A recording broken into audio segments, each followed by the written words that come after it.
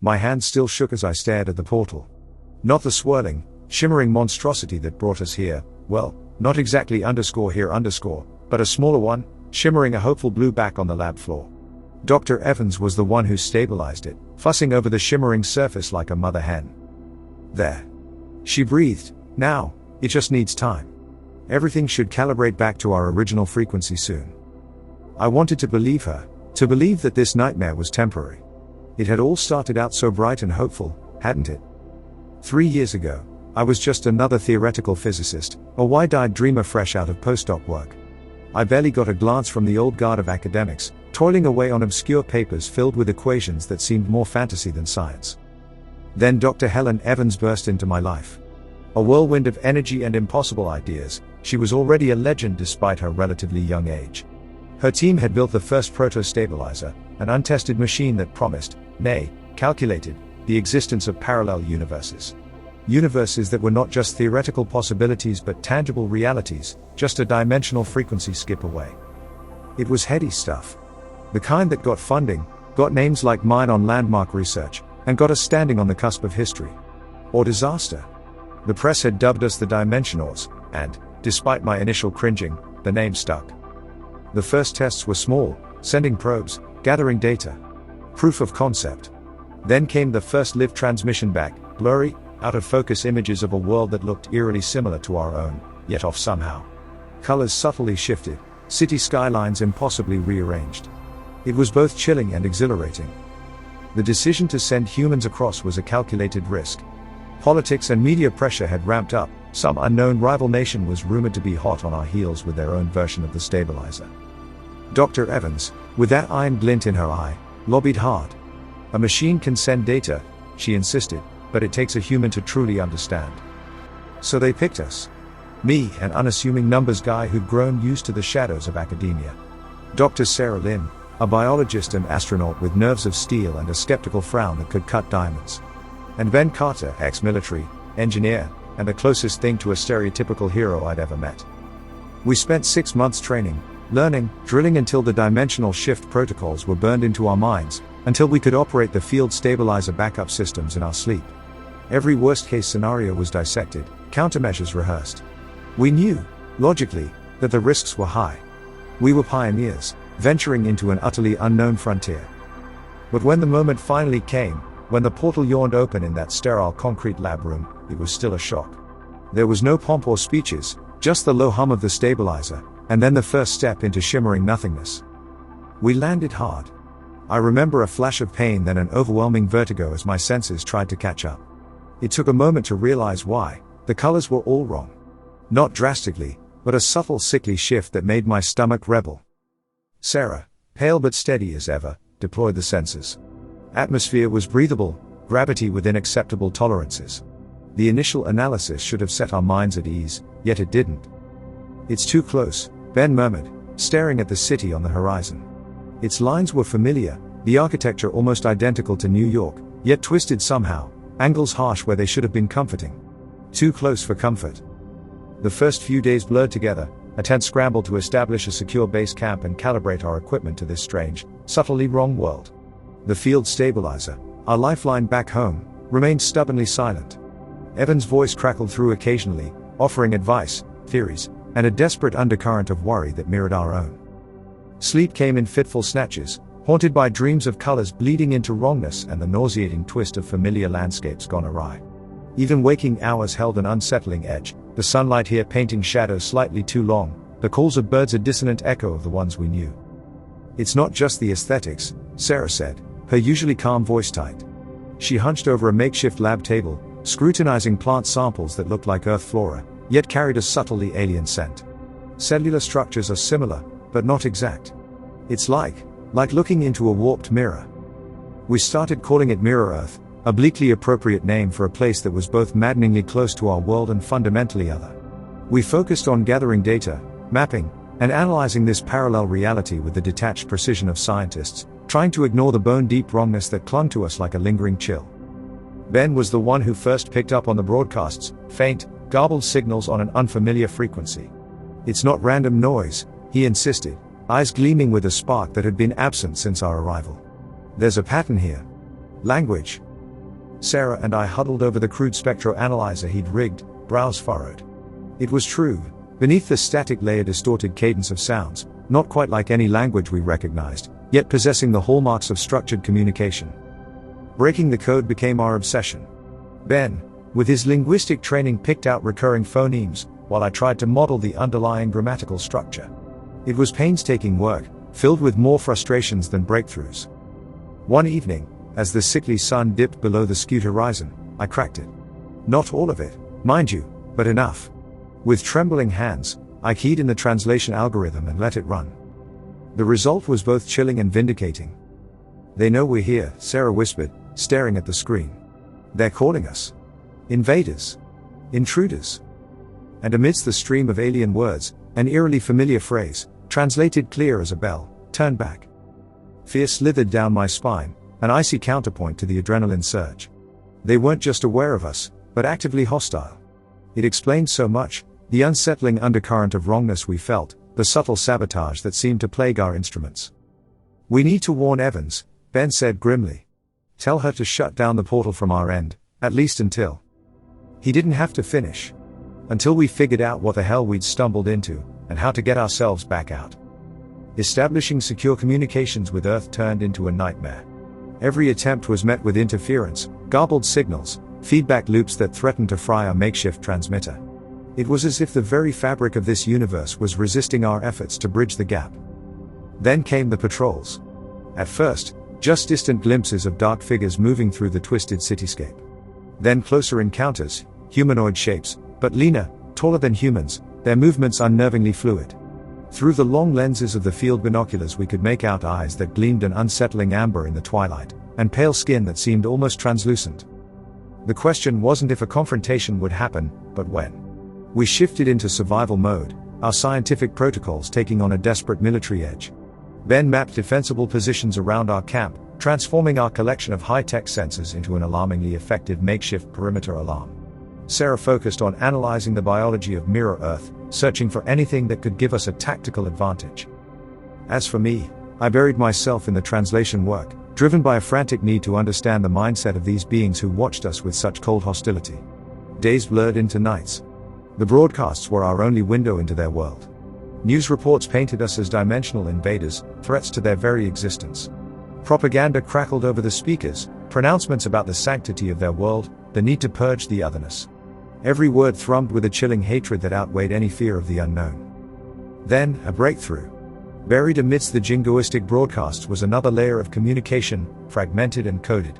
It took all my cryptographic skills to unlock it, but when I did, a chill washed over me that had nothing to do with Mirror Earth's strange climate. Resistance. There was a resistance movement here.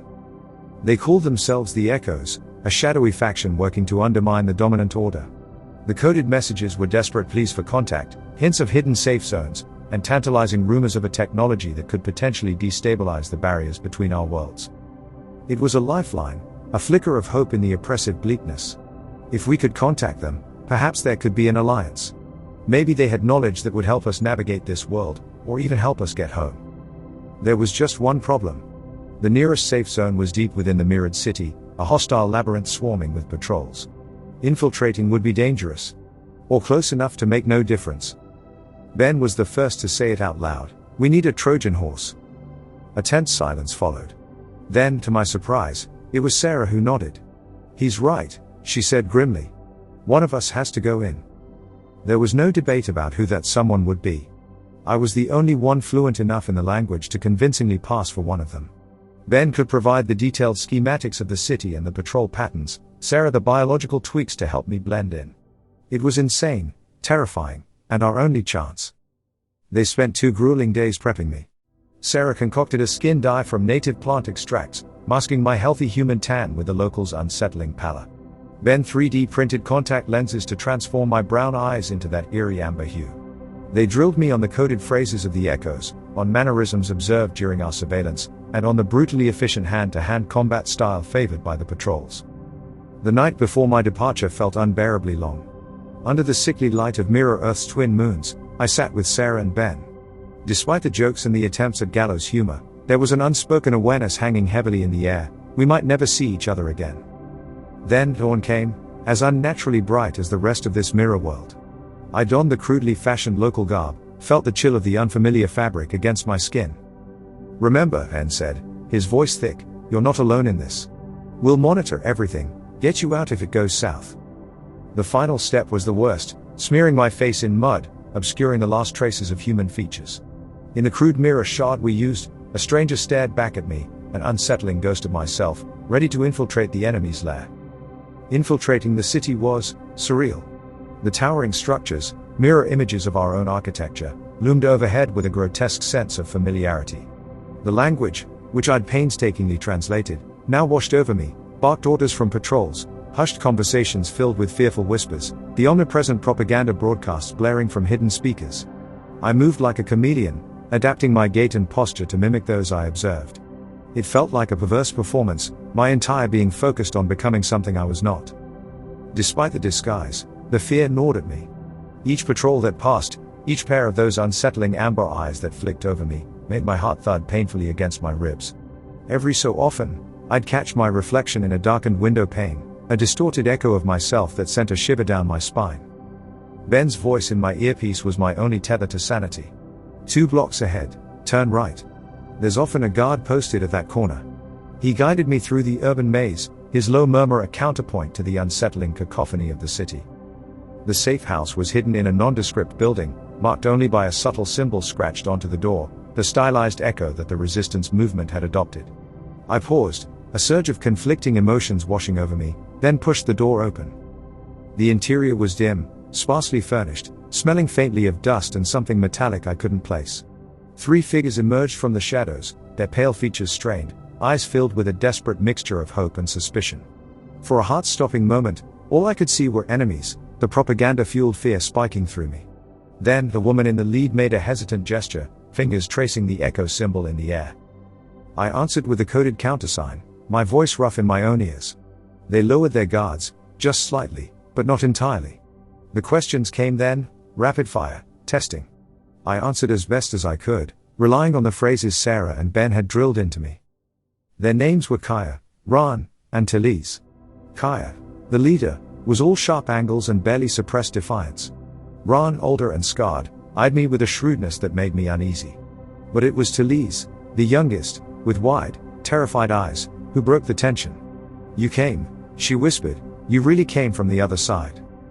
The technology they spoke of, the thing I had risked everything to find, was startlingly simple in concept.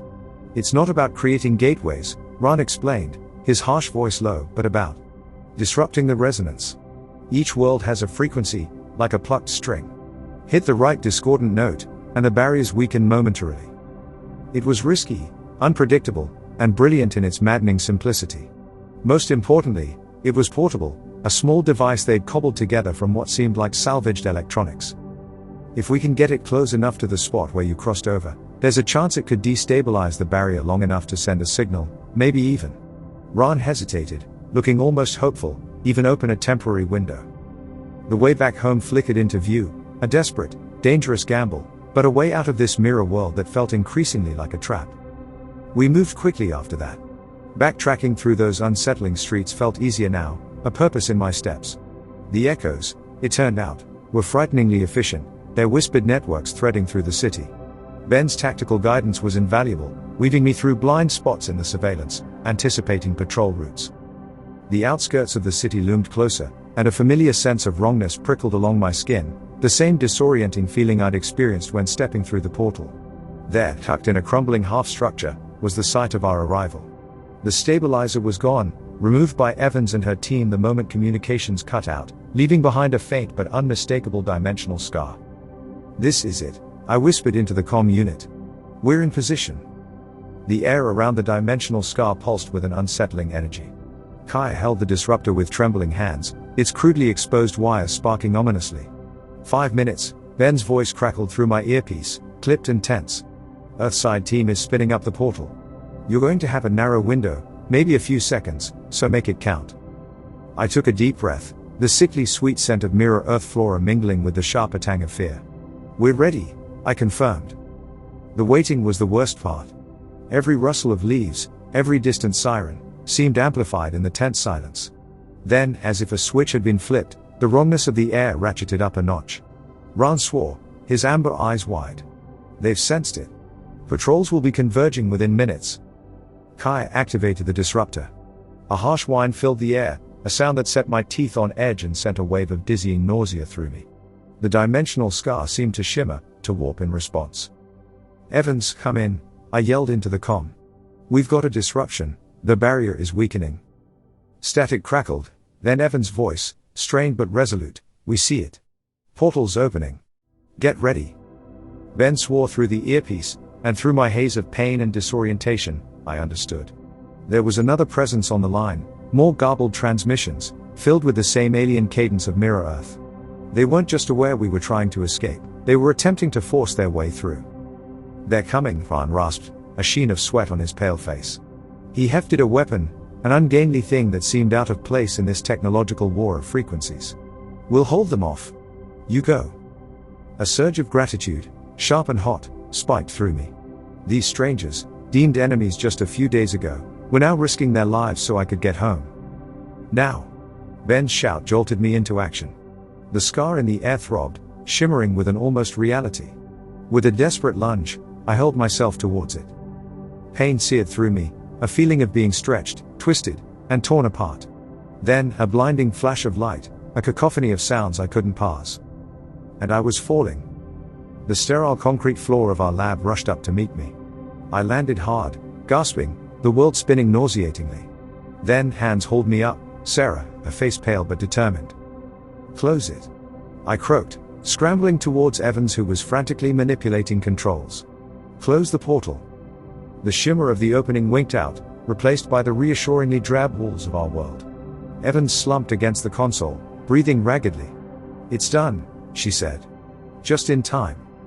For long moments, silence reigned, broken only by our ragged breathing. Then, from the comm unit abandoned on the floor, a chilling sound, the harsh, alien language of Mirror Earth, cut with a chilling cry of thwarted rage. I spent the following days in a blur of debriefings, medical tests, and sleepless nights haunted by the unsettling amber eyes of those I'd left behind. The world felt tilted on its axis, my own familiar surroundings now tainted with an edge of surreal strangeness. News of our dimensional incursion was leaked to the press, despite Evans' best efforts to keep things under wraps. The fallout was tremendous, conspiracy theories ran rampant, fueled by the grainy footage we'd captured of Mirror Earth. Some painted us as heroes, others as reckless fools who'd endangered the very fabric of existence. We were, in turns, praised, vilified, and dissected by experts who'd never even seen a dimensional portal, let alone stepped through one. Through it all, I focused on the disruptor technology. It sat in a heavily guarded lab, its haphazard construction both tantalizing and chilling. Evans had a team poring over it, trying to reverse engineer the science, but I knew the true key lay elsewhere. It came in a smuggled transmission, crackling and distorted, but unmistakably Kaya's voice. They'd paid dearly for our escape. The regime in Mirror Earth had cracked down hard, branding the echoes as traitors colluding with invaders. They've strengthened the barriers, her strained voice whispered, but we won't give up. We found anomalies. Other frequencies, echoes of echoes.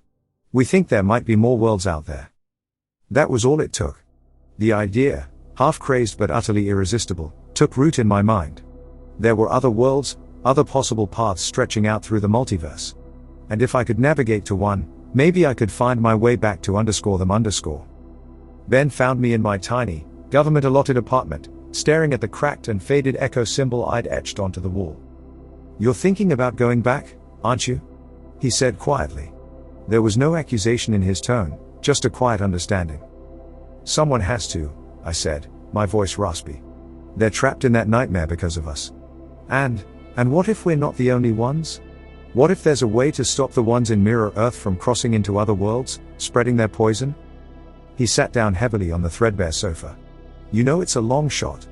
Hell, it's further than a long shot. It's a damn near impossible shot. But what's the alternative? I asked, turning to face him fully. Sit here, comfortable and safe, knowing they're suffering? Knowing that there could be other worlds facing the same threat? Silence stretched between us. Then he sighed, a long, weary sound. When do you want to leave? The prep this time around was less about science and more about shadow warfare. Ben, with his military connections, procured equipment that would make any special ops team drool. Sarah focused on crash coursing me in stealth tactics and urban survival, a grim echo of the lessons she'd given me for Mirror Earth. And Evans, with haunted eyes and a stubborn set to her jaw, pored over the readouts of our initial crossing. Timing is everything, she muttered, fingers flying over the keyboard. The disruption weakens the barriers, but also creates cross-dimensional eddies. You have to find the right current or you'll get swept into oblivion. The second step into the portal wasn't a shock but a plunge into calculated chaos. The world dissolved in a swirl of disorienting colors and impossible angles, and then I was deposited, unceremoniously, into a rain-slicked alleyway that was both alien and chillingly familiar. Ben's voice crackled in my earpiece, laced with static. "Comm signals are a mess. Try to pinpoint your location, I'll cross-reference with the maps." I moved soundlessly through the shadows, the harsh cityscape etched into my memory. The propaganda broadcasts were even more vitriolic now, filled with promises of retribution on the other dimensional traitors. Patrols were heavy, the unsettling figures moving in tense, regimented formations. Mirror Earth had become a world on the brink of war. The search for the echoes took me deeper into the underbelly of the city than I'd ever gone before. The safe house was a charred ruin, another casualty of the regime's crackdown. Yet, amidst the wreckage, I found a flicker of hope, a crudely drawn echo symbol and an encrypted message scrawled on a crumbling wall. Directions, a rendezvous point. Ben's voice was thick with tension. "It's a risky move. Whatever they're planning, they're going to be on high alert." "It's my only option," I replied grimly. The rendezvous was set in an abandoned industrial complex on the city's fringes, a maze of rusted metal and shattered concrete. As I crept closer, my skin prickled with an oppressive sense of being watched. I scaled a crumbling wall, dropping silently onto a catwalk. And froze. Below me, bathed in the dim light filtering through cracks in the ceiling, was a gathering. But these weren't the frightened rebels I'd met before. Scores of the tall, pale figures were assembled, not in the ragtag attire of the resistance, but something more akin to military uniforms. Among them, I spotted Kaya, Ran, and Talise, but their expressions were grim, their defiance tempered with a chilling resolve. Then the newcomers arrived. A delegation just as numerous, but garbed in shimmering cloaks that seemed to shift and distort the light around them. Even at a distance, there was something undeniably wrong about them, their movements too fluid, their eyes gleaming an unnerving violet, not amber. My heart thundered in my chest. This wasn't just a meeting of the resistance. It was a treaty negotiation, and judging from the tense posture of the echoes, not one that was going well. Ben swore softly into the calms. "I don't like this. Something's off. It's not who we thought was on the other side." One of the cloaked figures stepped forward, extending a long, multi-jointed hand towards Kaya. His voice, when he spoke, reverberated strangely, sending discordant prickles down my spine. "An alliance," it hissed. "Mutual benefit." Kaya stood defiant, her voice tight with anger. "You offer us weapons to overthrow our oppressors, then you will be the new ones pulling the strings." The violet eyes narrowed. "Necessary. Sacrifice. For the greater good. You resist a limited threat. We offer a chance to combat the true enemy, the instability of the multiverse itself." Ran scoffed, but there was an undercurrent of desperation in his voice. "The enemy is here, now. Our people are dying." The cloaked figure turned towards him then, a disturbingly graceful motion. "A small price, to prevent a far greater loss. Your world echoes with potential. A gateway." He didn't have to finish. A wave of horror washed over me. They weren't offering freedom to the echoes, they were offering them as a stepping stone. Mirror Earth, with its weakened barriers, was to be their entry point into our reality. I had to move, to warn others, but the slightest sound would alert both factions to my presence. Below me, the negotiation turned into a heated argument, but it was clear the cloaked figures were winning with promises of power and twisted visions of a stabilized multiverse, their multiverse.